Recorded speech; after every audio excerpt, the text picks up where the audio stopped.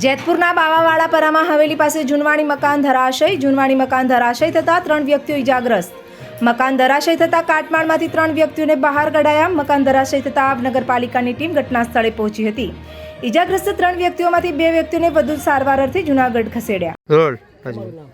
હું રાજેશભાઈ ગોવિંદભાઈ ઉતરિયા, પૂર્વ ઉપપ્રમુખ નગરપાલિકા બાવળાપરા વિસ્તારમાં રજાકભાઈનું મકાન, સોલંકી રજાકભાઈનું મકાન અચાનક પડી પડતા 3 મજૂર દટાયા હતા અને તાત્કાલિક મને ચંદન કટલેવાળીભાઈ અને જયેશભાઈ ચાવડા નગરપાલિકાના સદસ્ય તાત્કાલિક મને જાણ કરીને અમે ગાયકા હું નગરપાલિકાના પ્રમુખ મેનાબેન રાજેશભાઈ ઉતરિયા આવીને અને એક ભાઈ બેને નીકળી ગયા હતા અને એક ભાઈ બહુ સંપૂર્ણ દટાઈ ગયા હતા. એને કાઢીને ભાઈને નગરપાલિકાની ટીમ બોલાવી અને તાત્કાલિક સરકારી હોસ્પિટલ દાખલ કરવામાં આવી.